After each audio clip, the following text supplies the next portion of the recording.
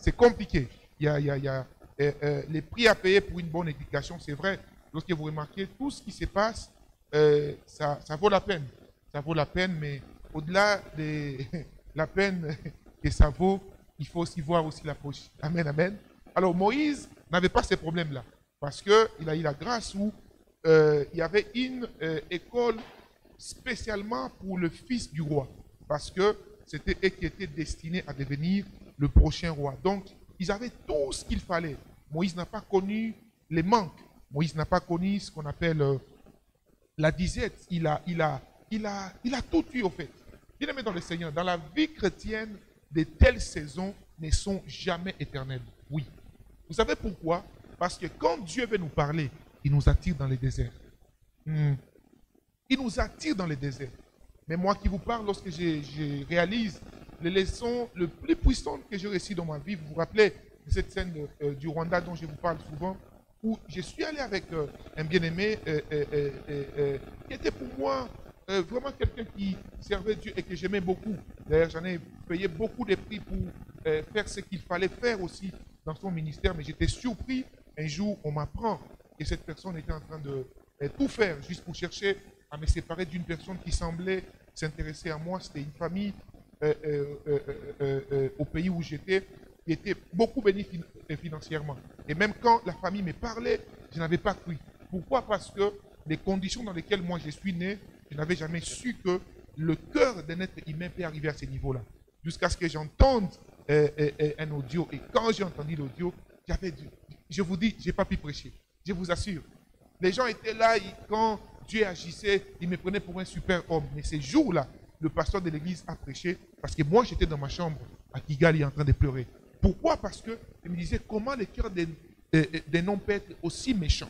Comment un être humain, même s'il faut avoir des problèmes, comment on peut arriver à vouloir détruire quelqu'un jusqu'à un tel niveau? Amen, amen. Et c'est cette fois-là que Dieu a commencé à me dire, il me dit, Dambos, tu ne peux pas prêcher des choses que tu ne maîtrises pas. La bonne prédication ou une prédication qui est puissante, c'est celle que l'on vit, c'est celle qu'on a expérimentée, c'est celle qu'on ne parle pas seulement des choses qu'on raconte, mais on a l'Esprit du Seigneur qui nous certifie des choses par lesquelles Dieu nous a fait passer. C'est pourquoi ne définissez jamais l'histoire de quelqu'un par rapport à ce que vous voyez.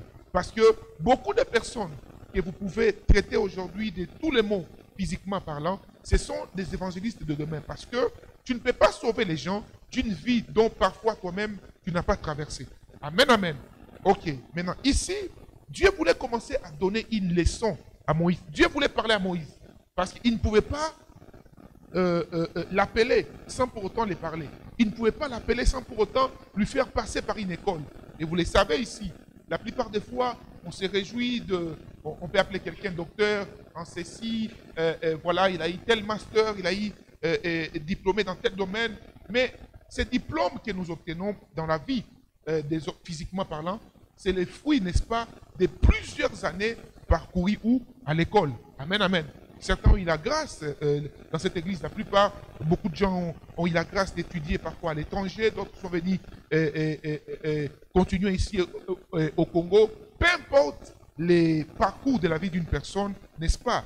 Il est le résultat de l'école ou encore de l'université, des choses qu'il a appris pendant plusieurs années. Amen, amen.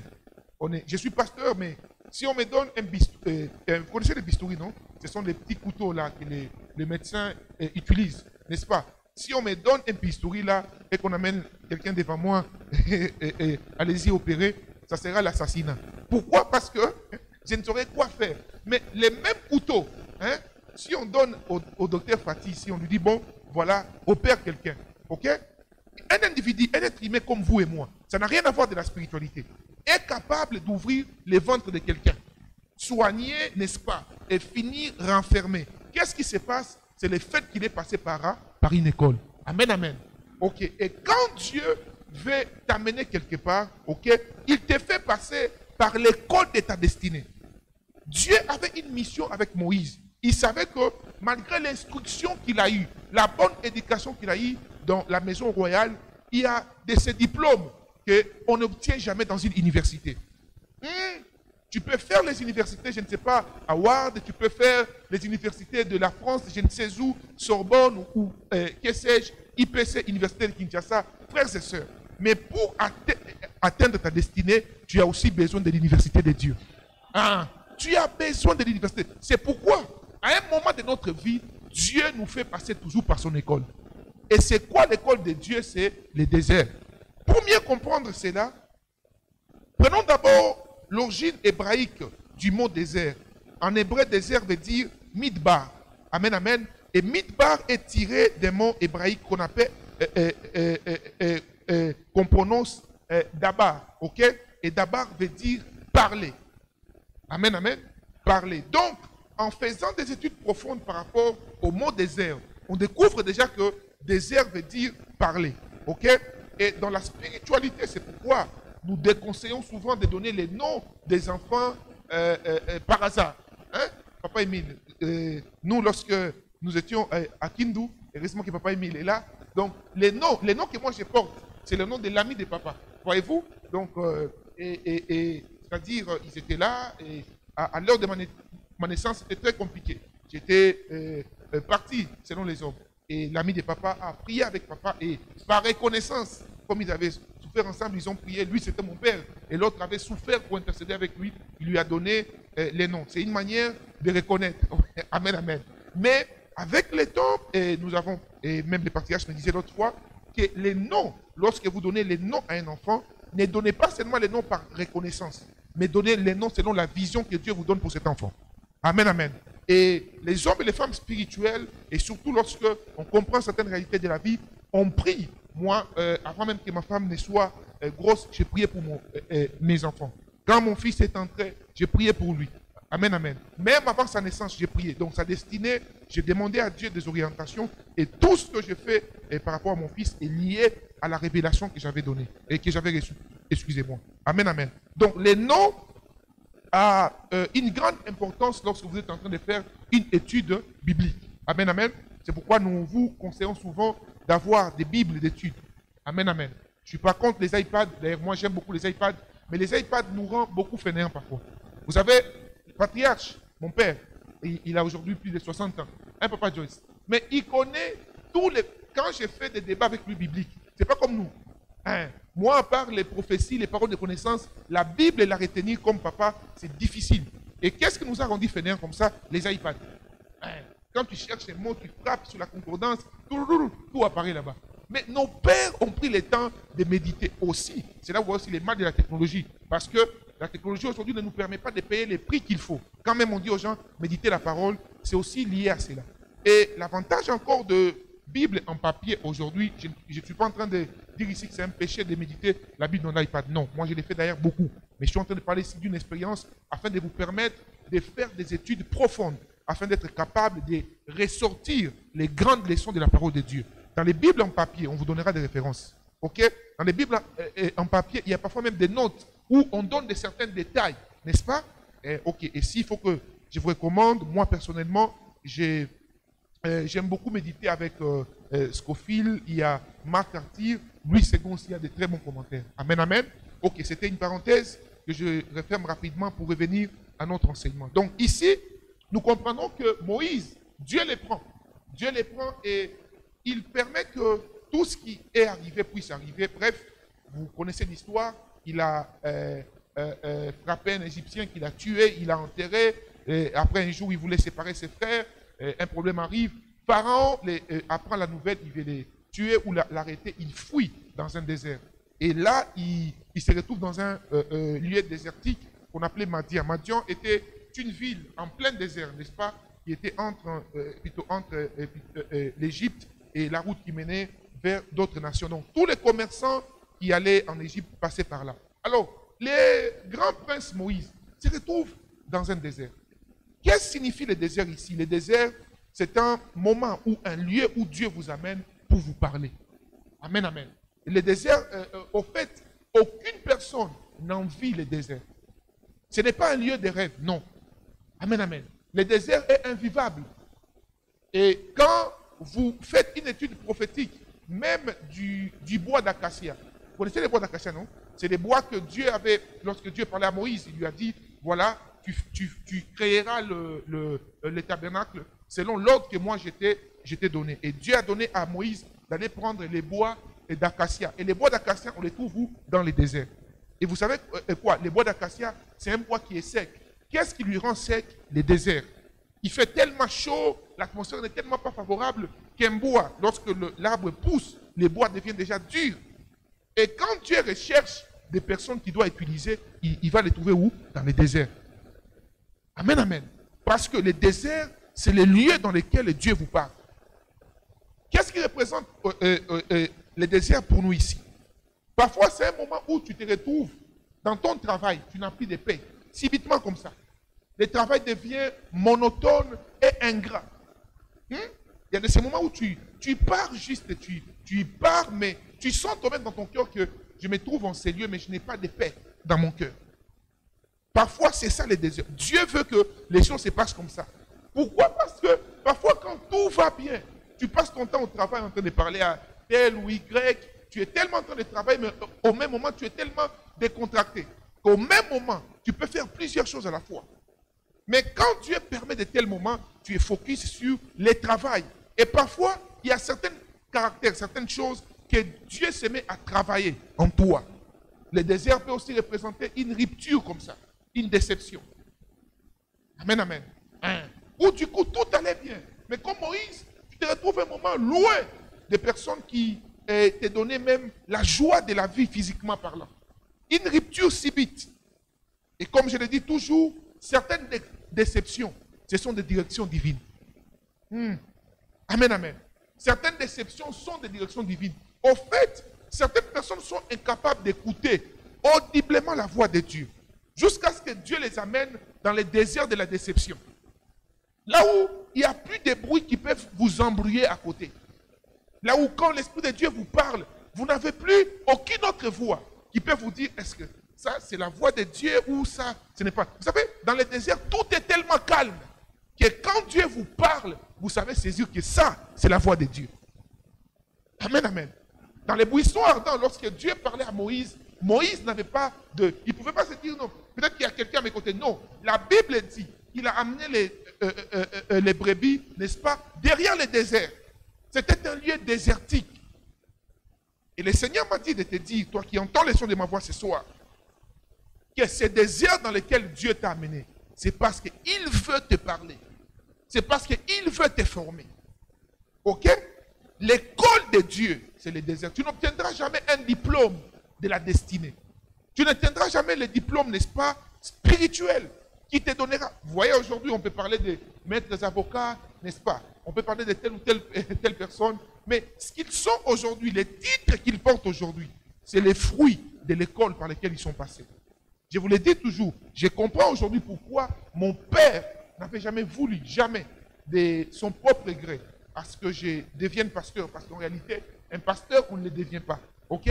Le ministère est d'abord l'appel, surtout au ministère pastoral ou à servir Dieu en plein temps. C'est un appel. Aujourd'hui, je voulais dire, toujours ici, que pour mon fils ou mes enfants, je ne permettrai aucun de mes enfants, ok, d'être dans le service en plein temps. Non, bien aimé. Parce qu'en réalité, c'est un travail où, quand il n'y a pas l'appel, c'est compliqué. Où vous trouvez des stress inutilement. Quelqu'un peut se réveiller un beau matin comme ça. Et qu'est-ce que vous ferez? C'est le travail de Dieu. Et si vous n'avez pas l'appel, bien aimé, je vous assure, vous allez craquer. Ok? Mais maintenant, quand vous aimez quelqu'un, peu importe l'amour que vous avez pour lui, vous pouvez lui épargner de tout, mais jamais du désert. Jamais du désert. C'est pourquoi certains déserts que Dieu peut créer, ça peut aussi être une infidélité d'un conjoint. Ok? Ton mari te rend tellement la tête, la vie dure, que tu te dis, Seigneur, qu'est-ce qui se passe? Dieu est derrière ce désert. Il y a des choses que Dieu veut t'enseigner. Derrière, même des choses que tu ne comprends pas. Amen, amen. Je vais m'expliquer, je vais y arriver pour vous dire 4 choses que Dieu nous communique dans les déserts. Ok? 4 leçons que Dieu nous communique dans les déserts. Alors, ça peut aussi être une maladie qui vous cloue. Il y a des gens qui se sont retrouvés à un moment de votre vie, vous vous êtes retrouvés seuls. Moi, je me rappelle la vision que je vous donne toujours où le Seigneur m'est apparu. C'était après une opération. Et je n'oublierai jamais Papa Fabien, que Dieu le bénisse. Vous savez, à cette époque-là, je tenais des conférences chaque fin du mois à la salle Bachot.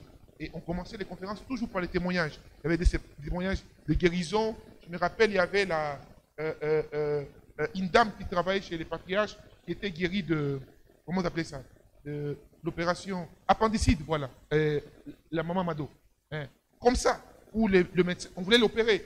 Et Dieu m'a demandé de lui dire de patienter. On a prié. Avant l'opération, on est allé l'examiner, bien aimé dans le Seigneur. L'appendicite était disparu. Disparu totalement. Il fallait des opérations et ça faisait très mal. Et vous savez quoi? Après ces heures d'opération, je vais à l'hôpital. Moi-même, on m'a fait un examen. Je vous parle d'une histoire il y a 10 ans. Non, 11 ans aujourd'hui. On m'a fait des tests et tout. On m'a dit, bon voilà, pasteur, on doit vous opérer. On s'est dit, non, non, non, impossible. Moi, m'opérer, frère. Moi-même, l'homme de feu. Et comment les gens viennent, j'ai pris pour des gens, ils sont guéris. Dès que seulement le médecin m'a dit, opération, j'ai dit, sans effet.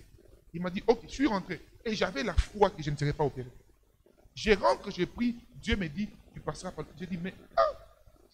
j'ai commencé à douter un moment. J'ai dit, mais Seigneur, soit je suis devenu un marabout.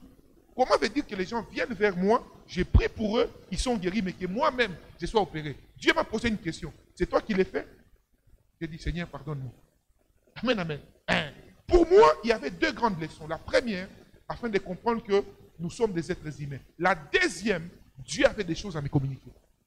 J'ai été opéré et je me rappelle, quand j'étais à l'hôpital, papa Fabien qui vient me voir, il était là tout surpris. Et il me l'a dit en face comme ça, il dit, ah, prophète, toi-même, tu pries pour des gens qui sont guéris des opérations. Comment toi-même tu es opéré? Tu es opéré. J'avais très mal quand il m'a dit ça. Mais au fait, j'ai puisé de beaucoup d'avantages pendant ce moment où j'étais à l'hôpital. Il y a 11 ans passés. C'est là où Dieu m'a donné certaines directions qui m'ont servi jusqu'à aujourd'hui. Dieu m'a parlé. J'avais des moments seul avec le Seigneur. Et quand je suis sorti de l'hôpital, j'avais besoin de prendre une chambre. C'est là où on m'a donné la chambre où dormaient les parents comme ils étaient à l'intérieur. Et c'est là où j'ai pris le temps de prier. Et l'Esprit de Dieu m'est apparu à plusieurs reprises et je recevais des grandes leçons de la part de Dieu. Pourquoi? Parce que j'ai payé les prix et que Dieu m'a appelé pendant un moment d'une maladie. Parfois, certaines maladies que tu peux appeler maladies ne sont pas des maladies. Ce sont des déserts où Dieu vous attire juste pour vous communiquer certaines leçons de votre vie. Bien-aimés frères et sœurs, vous savez, lorsque nous mangeons, vous savez, moi j'aime beaucoup les beignets. Vous connaissez les beignets, non? Les bitumbou là. Hein? Quand vous mangez les beignets là, c'est très bon, non? C'est bon à goûter. Mais lorsque vous assistez à la fabrication du beignet, il y a beaucoup de choses. Il y a le lait, il y a du sucre, n'est-ce pas? Il y a quoi encore? La farine, il y a le vinaigre aussi. Voyez-vous? Mais si on commence à vous faire goûter, ok, à chaque aliment qu'on met dans les beignets, un après l'autre, qui va vouloir goûter ici? Personne. Peut-être les laits, vous allez goûter. Les sucres, vous allez goûter. N'est-ce pas? Mais quand il faudrait goûter les vinaigres, bien aimé, vous savez comment c'est amer. Mais ça fait partie du processus pour avoir le diplôme de Dieu. Parce que dans chaque étape qui nous arrive dans le désert, il y a une parole que Dieu nous communique. Il y a une leçon que Dieu nous communique. Moïse était en train de prendre la forme du libérateur d'Israël. Il fallait que Dieu les tire n'est-ce pas, de la maison des pharaons. Il fallait que Dieu lui montre que ce ne sont pas tes diplômes qui font tes capacités. Frères et sœurs, vous croyez vraiment que tous ceux qui sont aujourd'hui stables dans la vie, ou tous qui accomplissent de grandes choses, c'est à cause de leur famille, c'est à cause de leur diplôme? Non, mes bien-aimés. Au-delà de tous les diplômes que tu peux avoir, au-delà de toutes les relations ou de toutes les connexions que tu peux avoir, il y a un moment où tu auras besoin du diplôme de Dieu. Et ces diplômes, ces leçons, Dieu vous les donnera dans les déserts. Dans les déserts. C'est pourquoi parfois, il y a de ces maladies où, même quand tu dis au Seigneur, Seigneur, guéris-moi, le Seigneur te regarde, mais il est quand même avec toi. Je vais vous le démontrer. Il est avec toi. Même dans la maladie, il est avec toi. Tous ces temps que ça a pris, Dieu était avec toi. Il ne t'a jamais lâché. Mais vous allez comprendre avec moi quels sont les événements ou les leçons que Dieu nous donne dans les déserts. Le désert peut aussi être un échec scolaire, inexplicable. Ou parfois, tu avais ton programme, tu savais, moi en telle année j'aurai mon diplôme, mais tu te retrouves que voilà, je me retrouve là présent, je n'ai pas ces diplômes, je voulais déjà avoir mon master. Bien aimés frères et sœurs, il y a de ces situations que Dieu permet, Dieu est derrière, parce qu'il a une leçon à te communiquer. Certaines personnes, ce ne sont pas vos masters qui doivent primer avant certaines leçons. Dieu veut d'abord que tu aies ton diplôme spirituel, après il te donnera certaines choses. J'ai reçu une jeune dame un jour qui regrettait tellement, très intelligente. Elle était sûre d'avoir son diplôme. Elle arrive à la dernière occasion, cet assistant qui avait les derniers mots. Les professeurs étaient occupaient une fonction ministérielle et c'était un ministre et c'est son assistant qui dirigeait toutes choses. Et à la fin, l'assistant lui dit, bon voilà, tu as des choix. Tu me donnes telle somme d'argent, où est-ce qu'elle aura? Ou encore tu viens, tu couches avec moi. La jeune fille était arrivée au bout. Elle vient me voir et me dit, mais papa, je n'ai pas d'argent. Et deuxièmement encore, je ne connais pas l'état d'âme de cette personne. Je ne peux pas faire ces choses-là. J'ai dit, et ma fille, tu as pris une bonne décision. Frères et sœurs, cette sœur a repris 3 fois la classe. 3 fois. Et cet assistant était tellement influent. C'est pourquoi prions pour que Dieu donne à vous, à fond de Dieu ici, que vous partiez dans des universités, dirigez les universités. Oui, je vous assure, il y a beaucoup d'universités pourries, particulièrement à Kinshasa ici. Pourries. Des assistants impudiques, adultères qui amènent des saletés dans des universités. Oui, ils disent aux jeunes filles comme ça ouvertement. Comme ça. Et je n'avais jamais compris pourquoi beaucoup de filles chrétiennes, quand elles vont aux universités au Congo ici, elles mettent toujours des bagues, même si elles sont célibataires. Je ne comprenais pas. Jusqu'à ce qu'un jour, ils me disent, papa, c'est une des stratégies encore. Parce que quand les professeurs ou encore certains, pas tous, il y a des professeurs chrétiens et des assistants chrétiens, mais il y a certains qui sont trop bizarres. Et cette femme a repris 3 fois. C'était échec et échec. Et pendant que je vous parle aujourd'hui, Dieu a pris soin d'elle. Elle est capable, aujourd'hui, elle a changé d'université, elle est dans une autre université, elle est en train de réussir, et cette année même, par la grâce de Dieu, elle sera collée, elle aura son diplôme de licence. Amen, amen. Donc, certains échecs scolaires, n'est-ce pas, peuvent être, ou encore sont, des déserts de Dieu, où Dieu veut seulement te parler. Aujourd'hui, cette sœur a un témoignage. Cette sœur a quelque chose à nous communiquer. Une rupture d'une relation de longue date. Ou encore d'une personne sur qui tu comptais, sur qui tu t'appuyais. Subitement, la personne te lâche. Il te lâche totalement. Et j'ai toujours, j'ai prié récemment, et ça c'est un conseil pour tous mes bien-aimés qui ont l'appel au ministère, ceux qui me suivent en ligne, ou même ceux qui sont présents ici. Ne comptez jamais sur qui que ce soit, ok, lorsque vous servez Dieu. Comptez sur le Seigneur. Hein? Ne comptez que votre foi, votre espoir ne repose jamais. Et lorsque je parle ici de ne pas compter sur les êtres humains, je parle des finances, des matériels. Si c'est Dieu qui vous a appelé, le Dieu qui vous a appelé prendra toujours soin de son œuvre. Hein? Il prendra toujours soin de son œuvre, bien-aimé. Ne trahissez jamais l'alliance. Jamais. À cause des biens matériels. Jamais. Il y a des moments où parfois, ça m'arrive, on est dans certaines réunions ici, je dis Papa Nbatou, voilà, nous sommes telle date. Parfois, on ne sait pas comment on va résoudre certains besoins ici. Mais miraculeusement, par la grâce de Dieu, tu vois le Seigneur toucher les cœurs d'une manière ou d'une autre. Dieu prend toujours soin de ceux qui l'appellent. Toujours soin. Amen, amen. Et soyez-en sûrs dans votre désert, papa. Peu importe, n'est-ce pas, la situation par laquelle vous traversez, le Dieu qui vous a appelé prendra toujours soin de vous. Ok? Maintenant, écoutez maintenant ceci. Ouvrez vos Bibles, s'il vous plaît. Ouvrez vos Bibles avec moi. Deutéronome, chapitre 32, verset 10. Écoutez. Il a trouvé dans un désert, dans un contrée. Oh mon Dieu, vous n'avez pas vos Bibles.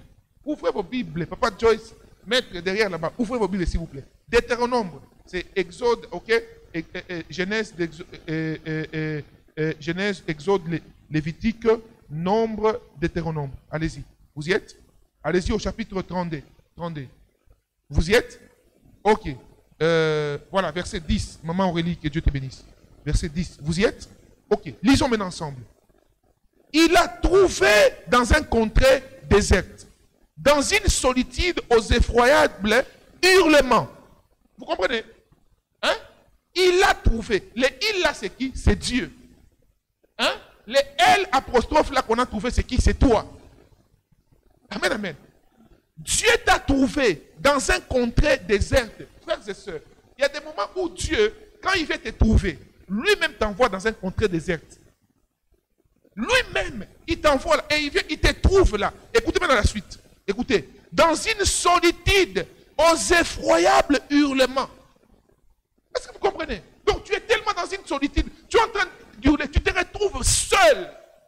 Tu vois vraiment tout tous les efforts que tu avais, les forces sur lesquelles tu pouvais t'appuyer. Tu te rappelles de ces instants où tu te réjouissais de la vie, tu avais des gens autour de toi, mais tu te retrouves seul. C'est là où Dieu est en train de te trouver ce matin, ce soir. C'est là où Dieu te trouve. C'est là où Dieu trouve souvent ses bien-aimés. Il a trouvé dans un contrée déserte. Est-ce que tu te retrouves dans un contrée déserte ce soir? Dieu va te trouver là-dedans. Dieu va te trouver. Dieu, pour prendre Moïse, Dieu l'a envoyé. Tout ce qui s'est passé, Dieu était derrière. Moïse dans un désert, Dieu le trouve dans un désert, dans un contrée désert. Pire encore, dans une solitude. Pas seulement seul. Il n'était pas seulement seul, mais il était en train d'hurler et des hurlements effroyables. Frères et sœurs, parfois, il y a des solitudes qui sont plus productives. Oui, que d'être entouré de personnes qui vous bouffent votre temps inutilement, des voleurs du temps. Il y a des solitudes où, parfois, papa, tu peux être là tout seul, mais Dieu te donne une idée par rapport à une entreprise. Tu les notes, même si tu n'as pas encore les moyens aujourd'hui. Le Dieu qui te parle dans le désert finira par accomplir tout ce qui te souffle dans le désert. Tout. Tout, frères et sœurs. Vous savez, les hommes et les femmes qui ont accompli de grandes choses ne les ont pas conçues pendant qu'ils ont eu des millions. Hein? Donner à une personne sans vision, même 1 milliard, il deviendra pauvre dans une année. Oui. Mais donner même 10 000 $, même 5 000, même un petit rien, à une personne qui a une vision, il les multipliera. Pourquoi? Parce que la vision est plus forte que les moyens. C'est pourquoi, frères et sœurs, dans la solitude, conservez vos visions. Multipliez vos idées. Ok? Donnez la force aux entreprises que Dieu vous a donné de concevoir. Et même si aujourd'hui, vous ne savez pas quoi faire, le Dieu qui vous a donné la promesse est fidèle. D'ailleurs, pendant que je parle, l'Esprit de Dieu me souffle par rapport aux hommes et des femmes ici. On est dans un culte d'enseignement. Je reviendrai sur vous le dimanche. Il y a des gens ici qui ont des idées, d'autres même qui nous suivent en ligne. Hein? Des idées pour ouvrir des salons de coiffure, d'autres encore pour commencer des business, certains encore dans le domaine minier. Dieu est en train de me dire, il est celui qui vous a promis, il accomplira sa parole dans votre vie. J'ai dit, il accomplira sa parole dans votre vie. Il accomplira. Maintenant, écoutez ceci, verset 11. Hein? On est ensemble, non?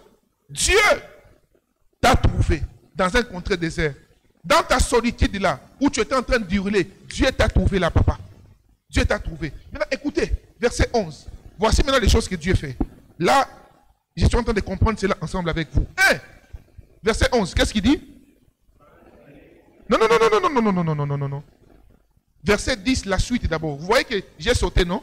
Maintenant, vous aussi, il faut me rappeler. C'est verset 10, partie B. Avant pareil. Qu'est-ce qu'il dit? Hein? Non. Allons-y doucement. Il a dit quoi? Il y a une virgule là, non? Il a entouré. Est-ce que vous comprenez, mes bien-aimés? Donc, quelqu'un qui est dans le désert, seul, rejeté. Mais la Bible dit, Dieu l'a entouré. Est-ce que tu comprends, mes bien-aimés? Papa, dans le désert dans lequel Dieu te parle là, malgré les problèmes que tu as, malgré les choses que tu traverses, garde à l'esprit, ton Dieu t'entoure, il est avec toi, il est autour de toi. Il est autour de toi, frères et sœurs. Il est autour de toi dans ton désert. Dieu est autour de toi. La Bible dit, demandez à Job, la Bible dit ceci. Quand le diable demande la permission d'aller toucher Job, la parole de Dieu déclare, que Dieu te bénisse, Papa Noubatou. La parole de Dieu déclare que Dieu a dit à Satan, tu feras tout. Tu toucheras à tout sauf à la vie de Job. C'est-à-dire, même quand Satan a mis des ulcères, la Bible dit les ulcères ont touché Job de la tête jusqu'à la plante des pieds. Mais Dieu l'avait entouré. Dans ton désert, Dieu est avec toi. Il t'entoure, bien-aimé dans le Seigneur.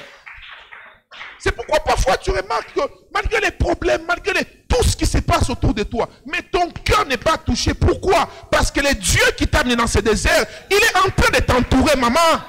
Malgré cette trahison, malgré cette déception, malgré ces problèmes, malgré ces hommes qui t'ont, malgré ces maladies, malgré que tu as été rejeté par ta famille, malgré que les gens qui devaient t'aider t'ont laissé tomber, ton Dieu t'entoure, il t'aime d'un amour incomparable, bien-aimé dans le Seigneur. Voici les choses que Dieu fait dans le désert, papa. Premièrement, il t'entoure. La Bible dit quoi?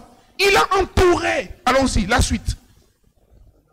Non, papa, lisez bien et à haute voix. Les papas derrière là-bas, allez-y, lisez à haute voix. Nous tous ensemble. Il en a pris soin, bien-aimé. La Bible. Un, papa, il t'entoure. Papa, quand tu es dans les désirs, quand les choses semblent ne pas marcher, garde à l'esprit. Un, Dieu m'entoure. Deux, il prend soin de moi. Papa, même quand je manque un licoute en poche, je garde à l'esprit. Mon Dieu prend soin de moi. Même quand ça ne va pas et qu'on n'a pas encore signé mon papier, je garde à l'esprit que Dieu prend soin de moi. Et je voudrais dire à quelqu'un ici qu'il prend soin de toi. Maman, tu veux la preuve qu'il prend soin de toi? Pourquoi les gens pensent que tu es millionnaire alors que tu n'as rien? Parce que Dieu prend soin de toi. Comment tu arrives à réunir les deux bouts de doigts pendant un mois avec ton pauvre salaire? Parce que Dieu prend soin de toi. Comment expliquer un fonctionnaire à qui on paye parfois $200, mais le calcul de ta maison fait $3000? D'où vient cet argent? Parce que Dieu prend soin de toi. Malgré les déserts, il y a un Dieu dans les cieux qui prend soin de nous, bien-aimés dans le Seigneur.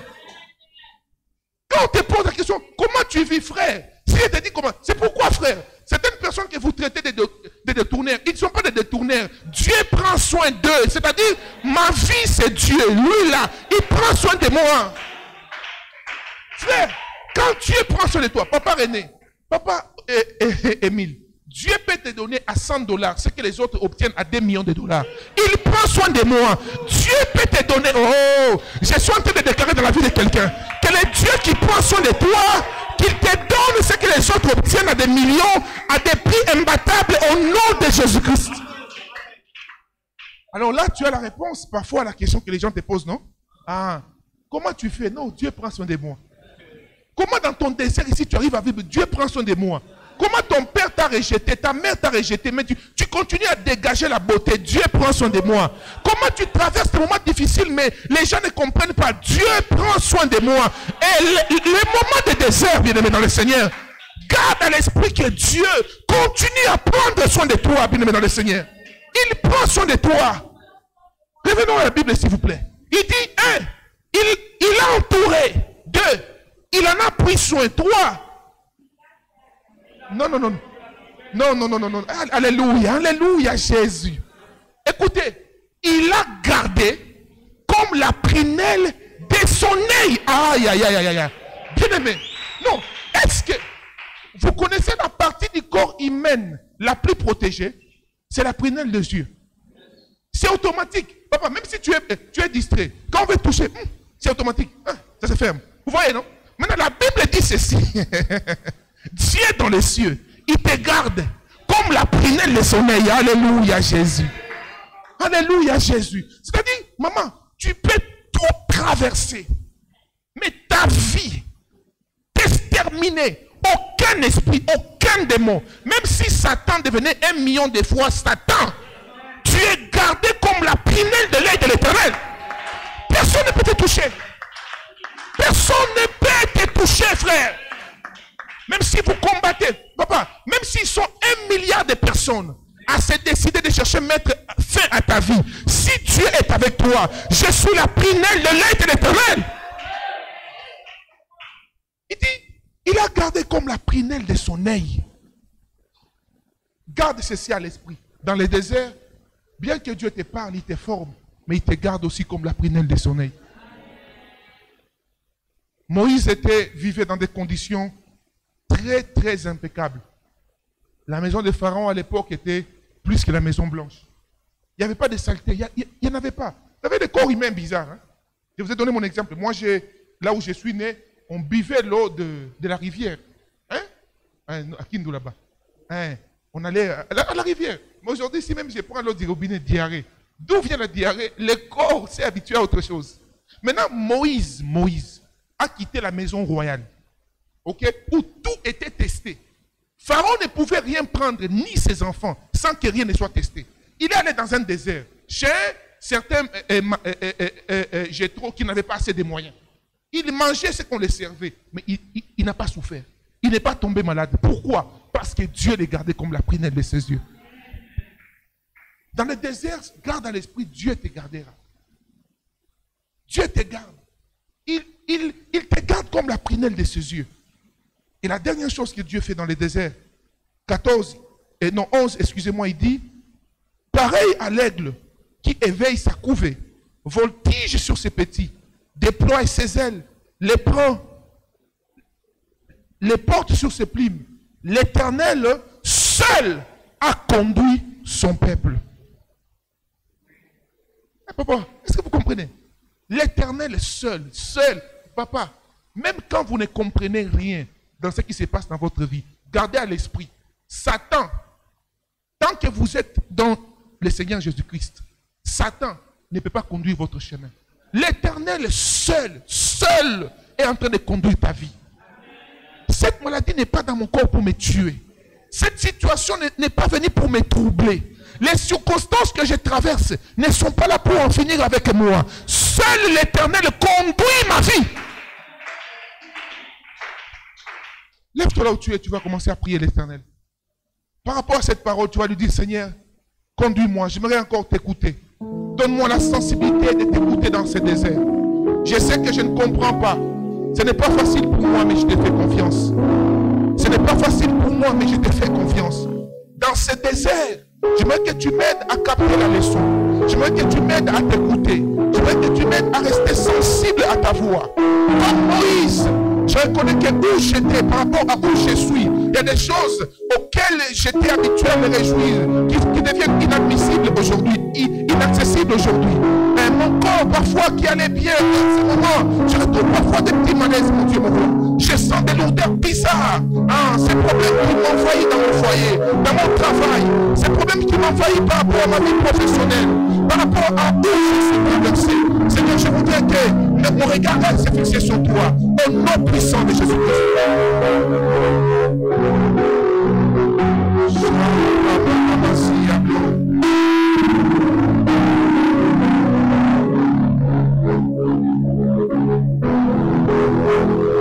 Je t'ai fait confiance.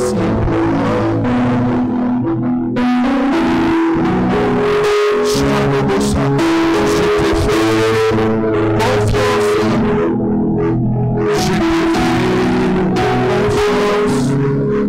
Ce n'est pas facile pour moi. Je t'ai fait, je t'ai fait confiance. Je t'ai fait confiance. Yes. Je t'ai fait confiance. Ce n'est pas encore fini. Ce n'est pas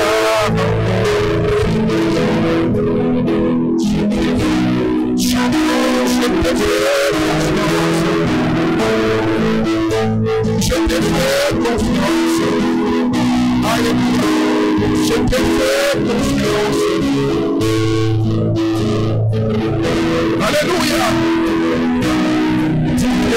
Je te fais confiance. Dans ce désert, je te fais confiance. Alléluia. Ce n'est pas encore. Ce n'est pas encore. Alléluia. Je te fais confiance. Je te fais confiance. Yes. Ce n'est pas facile. Ce n'est pas facile. Mais je te fais confiance. Aïe. Ce n'est pas facile. Je te fais confiance. Je te fais confiance. Ce n'est pas facile. Ce n'est pas facile, mais je te fais confiance, mon Jésus. Oui, je te fais confiance, mon Jésus. Ah oui, je te fais confiance, mon Jésus. Tout ce qui se passe dans ma famille, tout ce qui se passe dans mon travail, tout ce qui se passe dans ma santé, tout ce qui se passe dans ma destinée, tout ce qui se passe, Yahweh, je te fais confiance. Alléluia, je te fais confiance. Je te fais confiance.